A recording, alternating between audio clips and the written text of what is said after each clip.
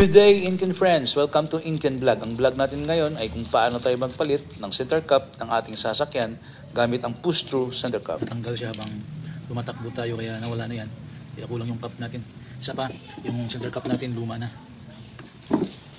Kaya nito, ito tingnan natin to. Tanggalin muna natin. Yan. So makita natin, yun, wala na. Missing na yung ibang lock. So since kulang na to guys ng dalawa, tapos yung ating pin, ito yung lock pin natin ay yun, kalawangin na siya. So meron tayong bago dito, ibang design. Ito clip lang ito ilagay natin yan, tapos pwede na siya, yun, clip lang yan. So yung bago natin is push through. Ito yung bago natin na in-order galing China. Ito guys, ayan. So ito yung bago natin. Tingnan natin yung bago. Yun. So ito yung bago natin. Hugusen. Ito original to Advente.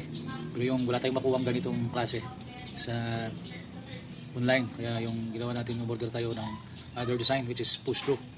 Yung diameter nito is 81. Ito 80T. So subukan natin kung kakasya ito. Okay.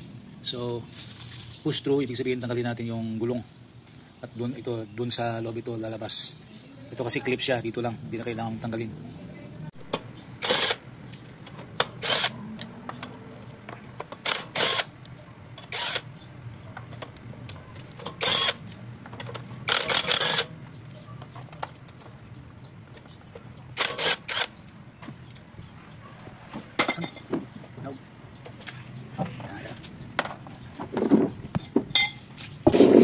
Iliya muna natin guys para matanggal itong mga alikabok, kalawang at dumi. So pag naglagay tayo ng ating push through, dito tayo sa loob. Kaya tinanggal natin itong gulong natin. Dito tayo maglalagay, no? Dito natin idadaan sa loob. Kaya kailangan nating tanggalin. Since na medyo malaki yung ating millimeter, 83. Original is 81. Nilalagyan natin ito ng pampadulas, oil or grasa ang nilalagay natin dito para madulas. At take note guys na pag naglagay tayo ng push through, binabalot natin ng plastic para hindi masira or masugatan tong ng ating bagong push through na center cup. Yan. Dito yung gagawin natin guys. Tulak lang natin paloob hanggang sa mapasok natin lahat.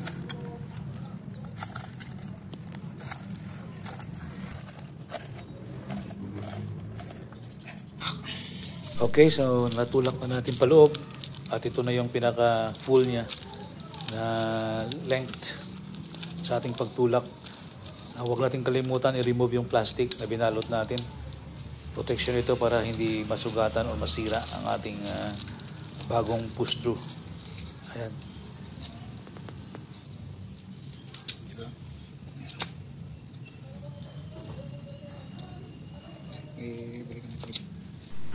So ito na yun guys, compare natin yung luma at saka yung bago, yung replacement na nabili natin sa online. So yun lang, push through, online.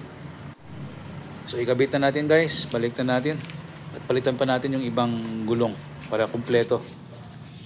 So ito na yung dalawang front natin na gulong guys na napalitan na natin yung clip ng push through na center cup.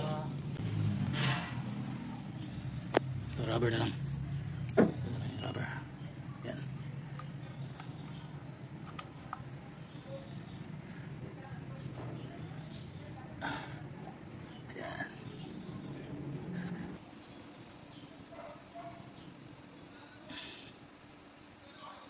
Now we're done. Ito na yung ginawa natin.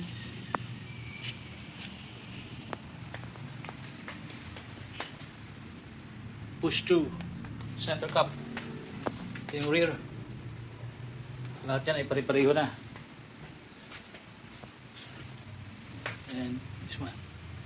So thank you for watching Inken PH. Paano tayo magpalit ng center cup ng ating sasakyan.